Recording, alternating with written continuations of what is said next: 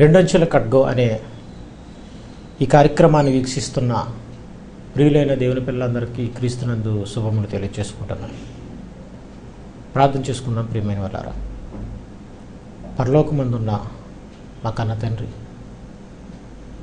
మీ పిల్లలకు మీ మాటలను చెప్తుండగా సహాయం చేయండి. వినబోయే మీ పిల్లలు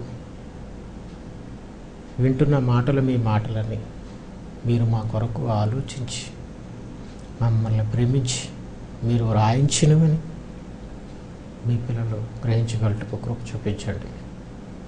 మీ పిల్లలతో అనేక విషయాలు పంచుకోవడానికి మీరిచ్చిన ఈ అవకాశాన్ని బట్టి వందనాలు చెల్లిస్తున్నాను తండ్రి.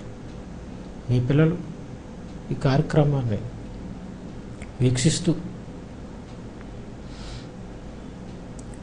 మీరు వారిని ప్రేమించి ఇలాంటి మహాజ్ఞాన సంగతులు వాళ్ళకి తెలియపరుస్తున్నారని గ్రహించి వాటిని గైకొనగలిగే కృపను అనుగ్రహించండి. యేసుక్రీస్తు ప్రభువారి పేరటి ప్రార్థన సమర్పించి అడిగి వేడుకుంటున్నాం తండ్రి, ఆమేన్.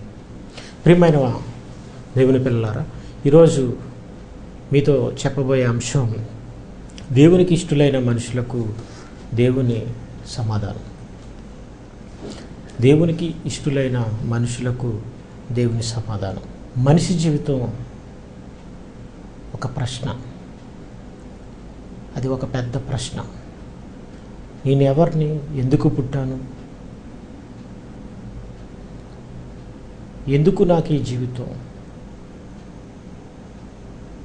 కొంతకాలం అయిన తర్వాత నేను ఎందుకు చనిపోతాను, ఎందుకు చనిపోవాలి, చనిపోయి ఏమైపోతాను అనేవి ఆలోచిస్తే సమాధానం లేని ప్రశ్నలు మనిషి జీవితంలో ఎన్నో.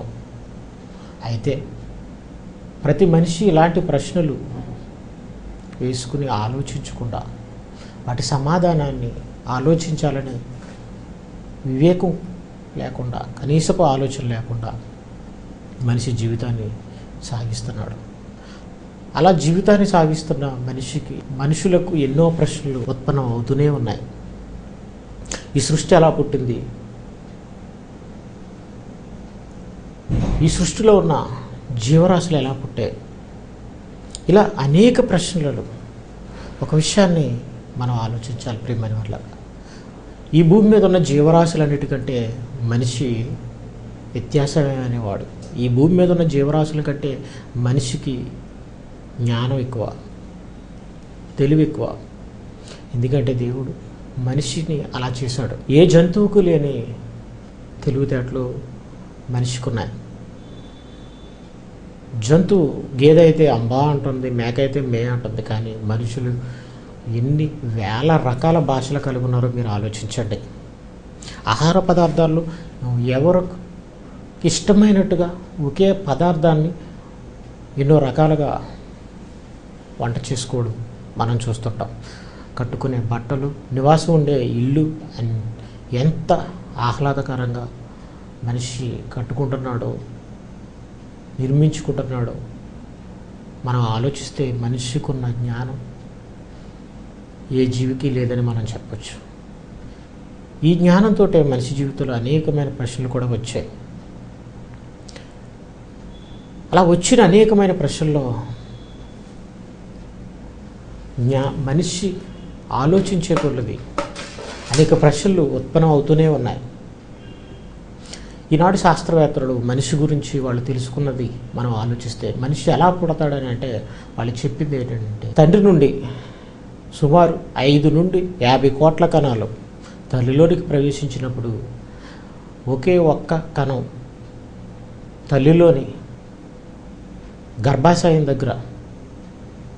గర్భాశయం ముఖద్వారం దగ్గర ఎదురు చూస్తున్న అండంలోనికి ప్రవేశిస్తుంది. అది ఫలదీకరణ చెందుతుంది,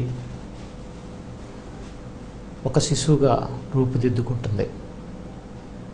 అయితే మనిషికి వచ్చిన ప్రశ్న ఏంటంటే ప్రియమైన వాళ్ళ, ఎందుకు 5 కోట్ల నుండి 50 కోట్ల కణాలలో ఒక్క కణమైనా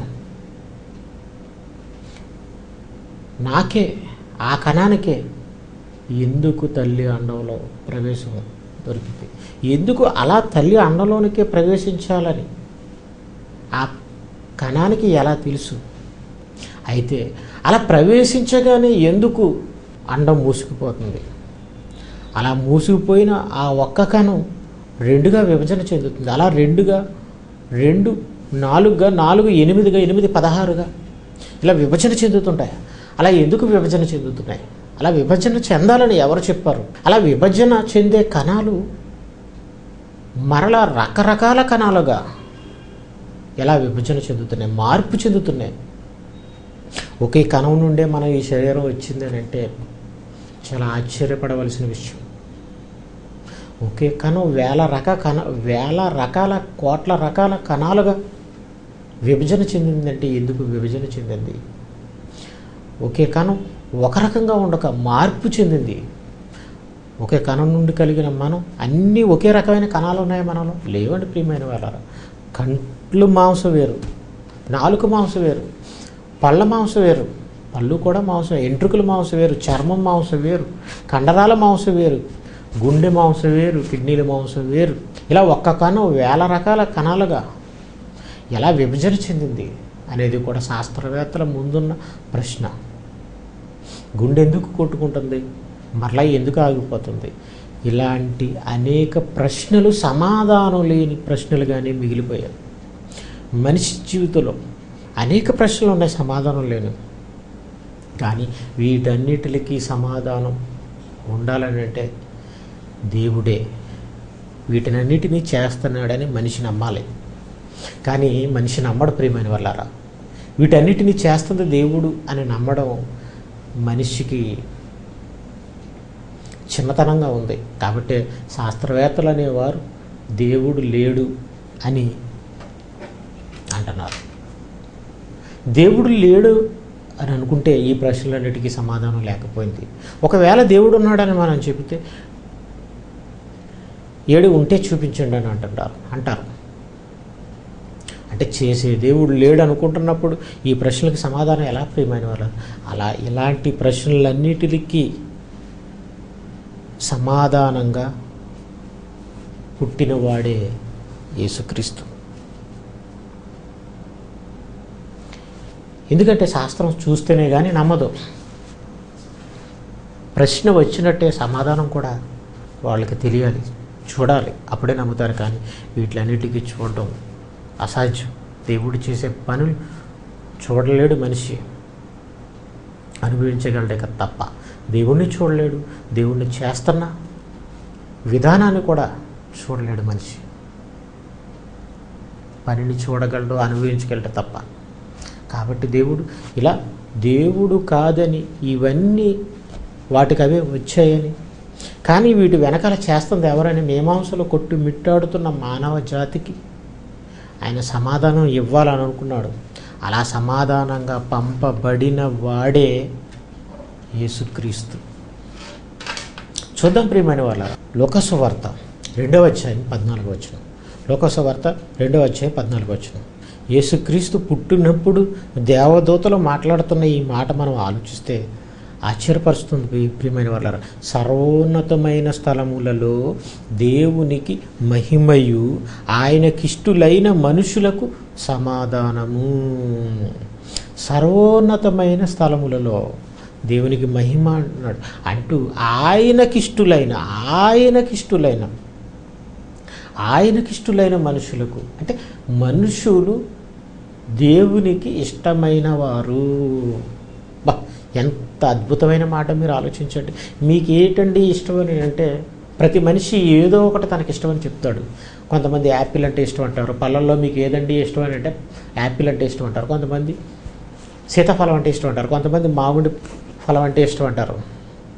రంగుల్లో ఏ రంగు ఇష్టం అంటే కొంతమంది పింక్ ఇష్టం అంటారు, కొంతమంది గ్రీన్ ఇష్టం అంటారు, కొంతమంది బ్లూ ఇష్టం అంటుంటారు. వంటల్లో, పిండి వంటల్లో నాకు పలానాది ఇష్టం. ప్రతి మనిషి ఇష్టపడేదాన్ని, కోరుకునేదాన్ని కలిగించినవాడు దేవుడు. కానీ ఏ మనిషి అయినా నాకు దేవుడు అంటే ఇష్టం అండి అని అంటారా? నీకు ఎవరంటే ఇష్టం? మీ అమ్మ నాన్నలు అంటే అమ్మ అంటే ఇష్టం, నాన్నంటే ఇష్టం అంటుంటారు. కానీ దేవుడిని ఎవరో ఇష్టమని ఆయన అనడం మనం చూసుండం. కానీ దేవుడు ఏమని చెప్పుకుంటున్నాడో తెలుసా మన గురించి? ఆయనకి ఇష్టమైన వారు మనుషులు. ఈ ప్రపంచంలో, ఈ విశ్వంలో ఆయనకి ఇష్టమైన వాళ్ళంటూ ఎవరని అనుకుంటున్నారో తెలుసా ప్రియమైన వాళ్ళారా? మనమే. ఆయనకి ఇష్టమైన మనుషులకు, ఆయనకి ఇష్టలైన మనుషులకు, అలా ఇష్టమైన మనుషులకు, ఆయన ఇష్టపడి చేసుకున్న మనుషులకు సమాధానం లేకుండా పోయింది ప్రియమైన వాళ్ళారా. ఆయనే వీటినన్నిటినీ చేశాడనే సమాధానాన్ని వాళ్ళు తెలుసుకోలేకపోయారు. కాబట్టి వాళ్ళ జీవితమే వాళ్ళకి ప్రశ్నార్థకం అయిపోయింది. ఈ విశ్వమే ఒక ప్రశ్నార్థకంగా మిగిలిపోయింది. వాళ్ళే వాళ్లకు ప్రశ్నగా మిగిలిపోయి వాళ్ళ జీవితం ఏంటో అర్థం కాని స్థితిలో ఉన్నారు. కాబట్టి వీళ్ళకి సమాధానం ఉండాలనే ఉద్దేశంతో పంపబడిన వాడే యేసుక్రీస్తు. మనిషి జీవితంలో వచ్చే ప్రశ్నలన్నిటికీ, మనిషికి వచ్చే ప్రశ్నలన్నిటికీ సమాధానంగా పంపబడిన వాడే యేసుక్రీస్తు. సర్వోన్నతమైన స్థలంలో దేవునికి మహిమయు, ఆయనకి ఇష్టలైన మనుషులకు సమాధానం, భూమి మీద సమాధానం అని చెప్పాడు. సమాధానం ఉండాలి. సమాధానం ఉంటే సరిగా మనం నడవగలం, దేవునికి ఇష్టమైన వారిగా జీవించగలం. అలా జీవించాలని, దేవునితో మనం సమాధాన పడాలని, దేవుడే వీటినన్నిటినీ చేశాడని, వీటన్నిటి వెనకాల ఉన్నది దేవుడని, దేవుడు మనల్ని కోరుకుంటున్నాడని, ఆయన ఇష్టపడుతున్నాడని, ఆయన గురించి చెప్పడానికి వచ్చిన వాడే యేసుక్రీస్తు. ఆయన పుట్టడమే మనకి సమాధానం. ఆయనే ఒక సమాధానం ప్రియమైన వాళ్ళ. ఎలా ఆయన సమాధానం? ఈ ప్రశ్నలన్నిటికీ నిజంగా ఆయనే సమాధానం అంటారా ప్రియమైన వాళ్ళు? అవును ప్రియమైన వాళ్ళు. ఆయన ఎలా సమాధానం మనం ఈరోజు ఆలోచించబోతున్నాం. ఎఫెసీయులకు రాసిన పత్రిక, అపోస్తులైన పౌలు ఎఫెసీయులకు రాసిన పత్రిక 3వ అధ్యాయం 19వ వచనం ప్రియమైన వాళ్ళారా. అపోస్తులైన పౌలు ఎఫెసీయులకు రాసిన పత్రిక 3వ అధ్యాయం 19వ వచనం. జ్ఞానమునకు మించిన క్రీస్తు ప్రేమను తెలుసుకొనుటకు తగిన శక్తి గలవారు కావాలని ప్రార్థించుచున్నాను. క్రీస్తు ప్రేమ సమాధానం. క్రీస్తు అంటే, క్రీస్తు ఎలా సమాధానం అంటే ఆయన ప్రేమే మనకు సమాధానం ప్రియమైన వాళ్ళారా. ఆయన ప్రేమ, ఆయన ప్రేమ ఎలాంటిదో తెలుసా ప్రియమైన వాళ్ళ? జ్ఞానానికి మించింది. ఏ జ్ఞానానికి? లోక జ్ఞానానికి మించింది. అదే పౌలు గారు ఎఫెసీయులకు రాసిన పత్రికలో 1వ అధ్యాయం 19వ వచనంలో ఆయన మహత్యాన్ని తెలుసుకోవడానికి తగిన శక్తి గలవారు కావాలని ప్రార్థన చేశాడు. జ్ఞానం గలవారు కావాలని. అని అంటే ఆయన గురించిన జ్ఞానాన్ని తెలుసుకోవాలంటే, శక్తి తెలుసుకోవాలని అంటే శక్తి కావాలి. ఆ శక్తి కావాలంటే దేవుడే అనుగ్రహించాలి. అదే అంటున్నాడు, జ్ఞానమునకు మించిన క్రీస్తు ప్రేమను తెలుసుకున్నట్టుకు తగిన శక్తి గలవారు కావాలని ప్రార్థిస్తున్నాను అన్నాడు.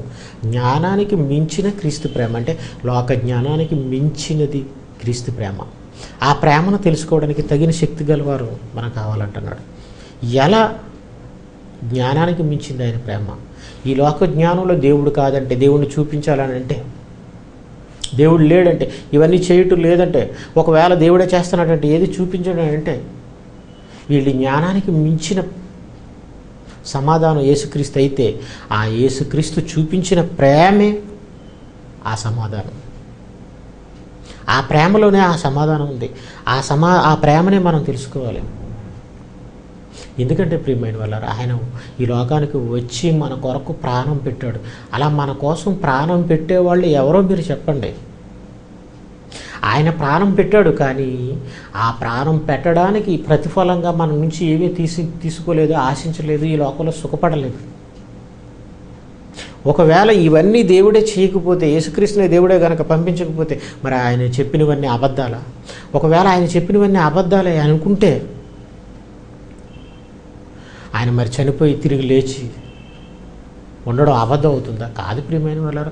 ఆయన ఒకవేళ చనిపోయి తిరిగి లేవడం, ఆయన చెప్పినవన్నీ అబద్ధాలు అనుకుంటే, ఎందుకు ప్రపంచం ఆయన సకపురుషుడని చెప్పుకుంటుంది, ఆయన ద్వారా వచ్చే డేట్లు వేసుకుంటుంది. అని అంటే ఆయన వచ్చాడన్నది నిజం, ఆయన పుట్టాడన్నది నిజం, ఆయన పుట్టింది సమాధానం చెప్పడానికి అన్నది నిజం.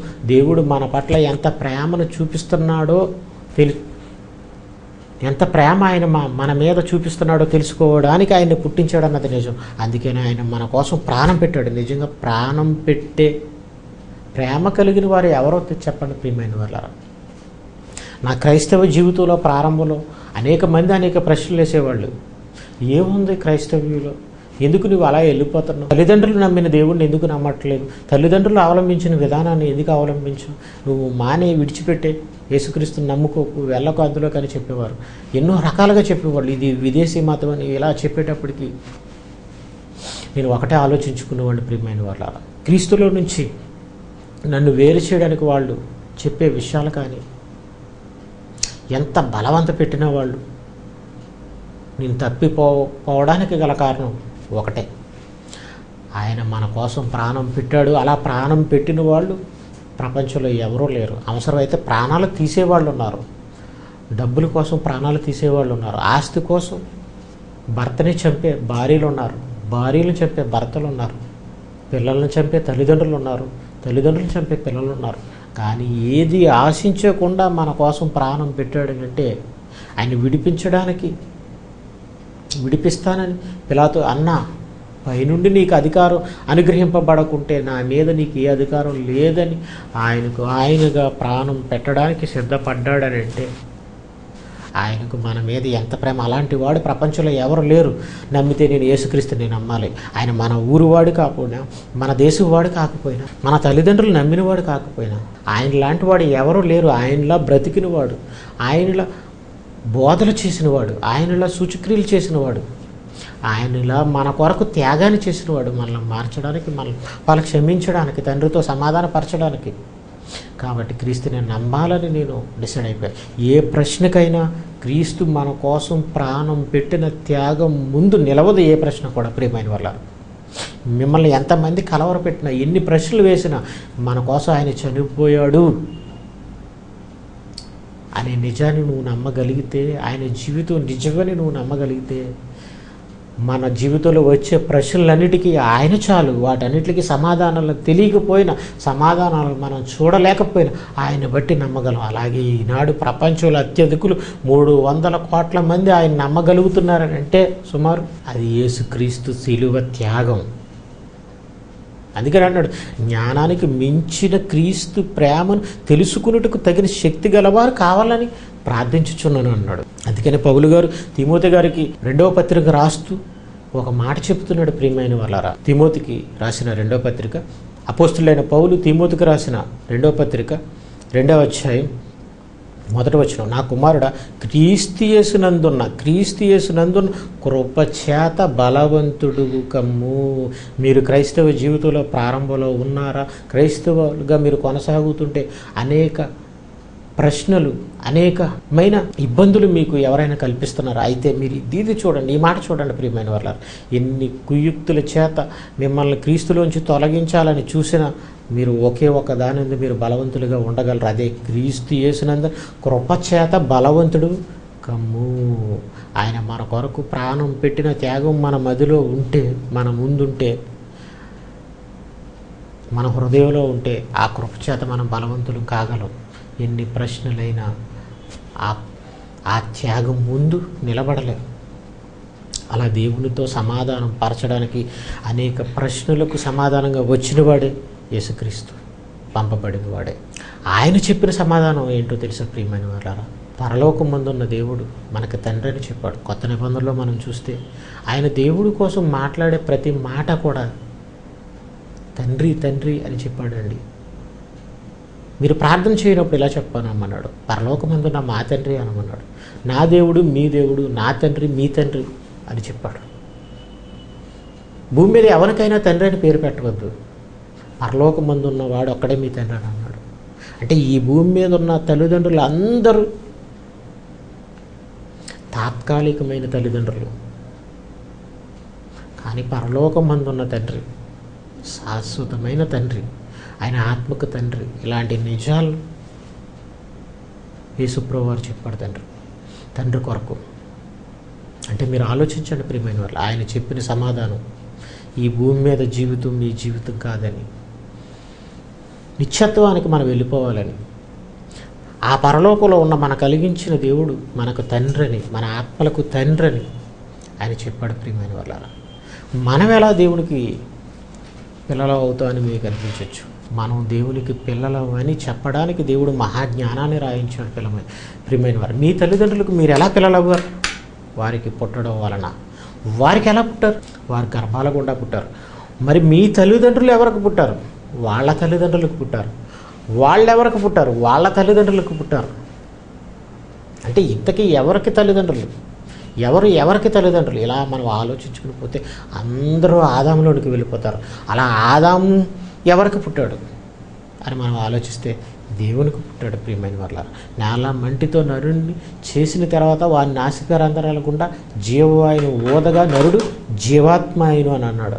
ఈ విషయాలు మనం ఆలోచిస్తే ప్రియమైన వాళ్ళ హెబ్రీలకు రాసిన పత్రిక అపోస్తులైన పౌలు హెబ్రీలకు రాసిన పత్రిక 7వ అధ్యాయం 10వ వచనం. ఎలా అనగా మెల్కీసెదెకు అతని పితృని కలుసుకున్నప్పుడు లేవి తన పితృని గర్భంలో ఉండెను. మెల్కీసెదెకును కలుసుకున్నది అబ్రహాం. అలా అబ్రహామును మెల్కీసెదెకు కలుసుకున్నప్పుడు లేవి అట అబ్రహాం గర్భంలో ఉన్నాడట. ఇంతకీ లేవి ఎవరి గర్భం గుండా పుట్టాడని మనం ఆలోచిస్తే యాకోబు గర్భంలో, యాకోబు ఇస్సాకు గర్భంలో, ఇస్సాకు అబ్రహాం గర్భంలో గుండా పుట్టాడు. అయితే అబ్రహాములో నుండి ఇస్సాకు వచ్చినప్పుడు యాకోబు వచ్చేసాడు. అలా యాకోబులోకి లేవి కూడా వచ్చేసాడు. ఇలా మనం ఆలోచిస్తే ఒకరి గర్భాల్లో నుండి ఒకరు దాటుకుంటూ వచ్చిన వాళ్ళమే భూమి మీద మనం అందరం. అలా ఎవరి గర్భం గుండా వచ్చామో వాళ్ళనే తల్లిదండ్రులు అనుకుంటున్నప్పుడు మనం అందరూ ఆదామనే మొదటి మానవుని గర్భం గుండా వచ్చిన వాళ్ళు. ఆ ఆదామనే మొదటి మానవుల్లోనికి మనం ఎలా వచ్చామని మనం ఆలోచిస్తే దేవుళ్ళలో నుండి వచ్చిన వాళ్ళు. ప్రియమైన వాళ్ళారా, అదే చెబుతున్నాడు ప్రియమైన వాళ్ళారా గ్రంథకర్త. చూడండి, కీర్తన గ్రంథం 90వ కీర్తన 1వ వచనం. ప్రభువా, తరతరములు మాకు నివాస స్థలము నీవే. పర్వతములు పుట్టక మునుపు, భూమిని లోకమును నీవు పుట్టింపక మునుపు యుగ యుగములు నీవే దేవుడు. ఏ తరతరాల గురించి మాట్లాడుతున్నావు చూడండి. యుగ యుగములు నీవే దేవుడు అని అంటున్నాడు. ప్రభువా, తరతరముల నుండి మాకు నివాస స్థలము నీవే. మాకు నివాస స్థలము నీవే అంటున్నాడు. మనకి నివాస స్థలం, ఈ భూమి మీద నివాస స్థలం మనకేంటి? ఇల్లు, మనం కట్టుకున్న ఇల్లు. కానీ మనం భూమి మీద పుట్టక మునుపు మనకు నివాస స్థలం ఎవరో మన జ్ఞానంతో మనం ఆలోచిస్తే తల్లి గర్భం. 9 నెలల నివాస స్థలం తల్లి గర్భం.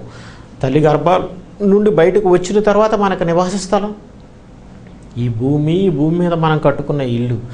అయితే భక్తుడు ఏమని చెప్తున్నాడు? ప్రభువా, తరతరముల నుండి మాకు నివాస స్థలము నీవే. అంటే దేవుళ్ళలో మనం ఉన్నామని అంటున్నాడు, నీ పక్కన అని అంటలేదు. మాకు నివాస స్థలం నీవే. 9 నెలలు శిశువుకి ఎలా అయితే పుట్టక ముందు తల్లి గర్భం నివాస స్థలము, అలాగే మనకు దేవుడు నివాస స్థలంగా ఉన్నాడు. ఎప్పుడు, ఏ తరతరాలు అంటే తరతరముల నుండి మాకు నివాస స్థలం నీవే. పర్వతములు పుట్టక మునుపు అంటే ఆదాము చేయబడక మునుపు, మన తల్లిదండ్రులు పుట్టక మునుపు, వాళ్ళ తల్లిదండ్రులు పుట్టక మునుపు, ఆదాము హవ్వలను చేయక మునుపు, ఆదాము హవ్వలను చేయక మునుపు దేవుడు భూమిని కలిగించాడు. అయితే అదే చెప్తున్నాడు, ఏమని? పర్వతములు పుట్టక మునుపు, భూమిని, అసలు లోకమును నీవు పుట్టంపక మునుపు యుగ యుగములు నీవే దేవుడు. ఎవరికి? మాకు నీవే దేవుడు. మాకు నివాస స్థలము నీవే, మాకు దేవుడు నీవే అంటున్నారు. అంటే పర్వతాలను పుట్టింపక మునుపు, భూమిని, లోకాన్ని ఆయన చేయక మునుపు ఎవరిలో మనం ఉన్నాం? దేవునిలో ఉన్నాం. అంటే ఎన్నాళ్ళు ఉన్నాం మీరు ఆలోచించండి. ఎంత కాలం అది. 9 నెలలైతే తల్లి గర్భంలో ఉండి రక్తాన్ని పంచుకుని బంధాన్ని తెంచుకుని పుట్టితే ఆ బంధమే గొప్పదని మనం అనుకుంటున్నాం. కానీ ఆత్మబంధం ఇంకెంత గొప్పదో మీరు ఆలోచించండి. పర్వతాలను పుట్టింపక మునుపు, భూమిని లోకమును పుట్టింపక మునుపు, ఇవి పుట్టే మనిషి కంటే ఇవి ఎంతకాలం క్రితం పుట్టాయనంటే శాస్త్రం 1500 కోట్ల సంవత్సరాల క్రితం అని చెబుతుంది. అంటే 1500 కోట్ల సంవత్సరాలు వాటిని చేయక మునుపు తరతరాలు, అంటే ఎన్ని 100 కోట్ల సంవత్సరాలు మనం దేవుల్లో ఉండి ఆదాములోనికి వచ్చామో మీరు ఆలోచించండి. అలా ఆదాములోనికి వచ్చిన మనం ఒకరిలో నుండి మనం వస్తున్నాం. ప్రియమైన వాళ్ళారా, ఇదంతా నిజమేనంటారా? అంత బహుకాలం మనం ఉన్నామంటారా? అవును ప్రియమైన వాళ్ళారా. యోబు గారితో దేవుడు మాట్లాడిన ఒక మాట మనం చూద్దాం ప్రియమైన వాళ్ళారా. యోబు గ్రంథం 38వ అధ్యాయం 21వ వచనం.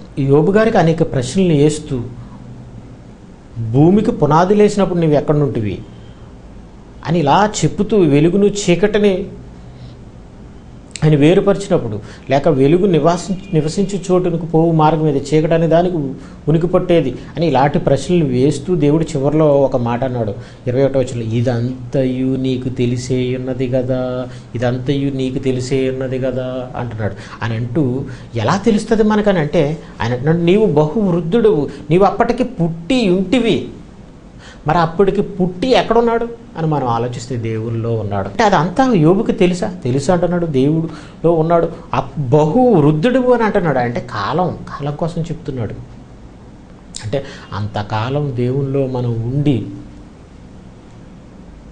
ఈ భూమి మీదకి తల్లిదండ్రుల గర్భాలను దాటుకుంటూ వచ్చిన వాళ్ళు అంటే ఎంత గొప్ప బంధమో మీరు ఆలోచించండి. ఇది వాక్యమైన యేసుక్రీస్తు మనకి చెప్పిన సమాధానం. పేతురు గారు రాసిన, అపోస్తులైన పేతురు గారు రాసిన మొదటి పత్రిక 3వ అధ్యాయం 10వ వచనం, జీవమును ప్రేమించి మనం ఈ లోకంలో ఉన్న మనం తండ్రి దగ్గరికి వెళ్ళిపోవాలి. అందుకనే దేవుడు నువ్వు మనుషులను మంటికి మార్చుచున్నావు అన్నాడు భక్తుడు. మనుషులు మంటికి మార్చుచున్నావు, నరులారా తిరిగి రండిని సెలవిచ్చుచున్నావు. అంటే అక్కడికి వచ్చేయమని ఆయన అంటున్నాడు. అక్కడికి వెళ్ళిపోవాలని మనం ఆలోచించాలి ఈ భూమి మీద బ్రతికి. అందుకని అంటాడు అక్కడ ఉన్న దినాలు మంచి దినాలు ప్రియమైన వారు. ఇక్కడ దినాలు మంచివి కాదు ప్రియమైన వాళ్ళు, ఇక్కడ మనల్ని చెడిపేసే పాడు చేసే దినాలు ఇవి. అందుకని అంటున్నాడు జీవమును ప్రేమించి మంచి దినములు చూడగోరు వాడు. అలాంటి మంచి దినాలు చూడగోరాలని అనుకుంటే చెడ్డదాన్ని పలకకుండా తన నాలుకను, కపటపు మాటలు చెప్పకుండా తన పెదవులను కాచుకొనవలను అని చెబుతూ అతడు కీడు నుండి తొలగి మేలు చేయవలను, చెడైన ప్రతిదాని నుండి తొలగి మేలు చేయాలి అని చెబుతూ ఏమంటున్నాడు చూడండి ప్రియమైన, సమాధానమును వెదకి.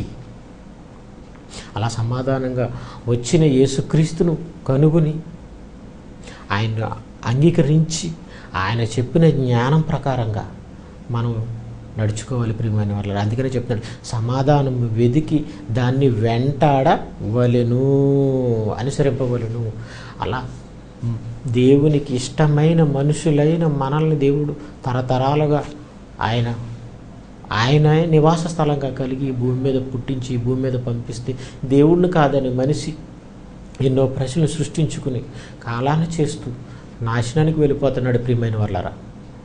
కాబట్టి దేవునికి మనం ఇష్టమైన వాళ్ళు, ఇష్టమయ్యే దేవుడు మనల్ని ఇక్కడ పుట్టించాడు, మరలా అక్కడికి మనం వచ్చేయాలని దేవుడు కోరుకుంటున్నాడు. కాబట్టి మనం అక్కడికి వెళ్ళిపోవలసిన వాళ్ళం. ఆయన మన తండ్రి యేసుక్రీస్తు చెప్పిన సమాధానం ఇది. ఈ సమాధానాన్ని మనం మర్చిపోకూడదు. ఈ సమాధానాన్ని మర్చిపోతే మన జీవితం మనమే నాశనం చేసుకున్న వాళ్ళు అవుతాం. నిత్యత్వంలో తండ్రి దగ్గర గడపవలసిన మనం నిత్యనాశనానికి వెళ్ళిపోవలసి వస్తుంది. కాబట్టి ఆయనకి ఇష్టలైన మనుషులకు చివరి సమాధానంగా ఆయన పంపించాడు. అందుకనే ఆయన పంపించిన దేవుడు ఏమన్నాడో తెలుసా ప్రియమైన వాళ్ళారా, యోహాను సువార్త 3వ అధ్యాయం 16వ వచనంలో దేవుడు లోకముని ఎంతో ప్రేమించెను కాగా ఆయన అద్వితీయ కుమారునిగా పుట్టిన వాని యందు విశ్వసించి ప్రతివాడు నశింపక నిత్యజీవం పొందినట్లుగా ఆయనను అనుగ్రహించునని అన్నాడు. ఆయన్ని సమాధానంగా ఎందుకు పంపించాడో తెలుసా ప్రియమైన వాళ్ళారా, మనం నిత్యజీవం పొందాలని. ఆయన నమ్మితే, ఆయన ఆన్సర్గా నువ్వు నమ్మితే, సమాధానంగా తెలుసుకోగలిగితే, ఆయన్ని బట్టి నువ్వు సమాధానం పొందాలి. అదే చివరి సమాధానం, ఇంకేది సమాధానం లేదు. దాన్ని బట్టి దేవునితో సమాధాన పడితే, ఆయన నమ్మితే నిత్య జీవాన్ని పొందుతావు. నిత్య జీవాన్ని నీకు అనుగ్రహించడానికి చివరి అవకాశంగా, చివరి ప్రయత్నంగా పంపబడిన వాడే యేసుక్రీస్తు. అంత గొప్పవాడు. కాబట్టి ఆయన నమ్ముదాం ప్రియమైన వాళ్ళారా. దేవునికి ఇష్టమైన మనుషులుగా జీవిద్దాం, దేవునితో సమాధాన పడదాం, ప్రార్థన చేసుకుందాం. పరలోకమందున్న మా కన్న తండ్రి, భూమి మీద మనుషులమైన మేము మీకు ఇష్టలమని, మీ ఆత్మను పంచుకుని పుట్టినవారమని, మీ కుమారుని సమాధానంగా పంపించారని, మీరు ఆయన చెప్పిన సమాధానాన్ని బట్టి మేము మీ పిల్లలమని, మీ ఆత్మను పంచుకుని పుట్టినవారమని, తరతరాలు మీలో ఉన్నవాళ్ళమని, మీరున్న లోకంలో అక్కడికి మేము రావాలని మీరు కోరుకుంటున్నారని మీరు రాయించిన మాటల నుండి మేము ఆలోచించాం తండ్రి. కాబట్టి మీ కుమారుని యందు సమాధానం కలిగి, మీతో సమాధానం కలిగి జీవించి మీరున్న లోకానికి వచ్చే భాగ్యాన్ని మీ పిల్లలైన మా అందరికీ అనుగ్రహించండి. యేసుక్రీస్తు ప్రభువారి పేరటి ప్రార్థన సమర్పించడి వేడుకుంటున్నాం తండ్రి. ఆమేన్. కాకినాడ సర్పవరం చేపల మార్కెట్ వద్ద శెట్టిబల్జిపేట. సెల్ 9948011871. ఉచితముగా బైబిల్ ని పాఠ్యాంశాలుగా బోధించబడును. సమయం ప్రతి ఆదివారం 5 గంటల నుండి 7:30 వరకు. బైబిల్ పై మీ ప్రశ్నలకు మా సమాధానము అను కార్యక్రమం ప్రతి గురువారం 6 గంటల నుండి 8 గంటల వరకు. రమణయ్యపేట.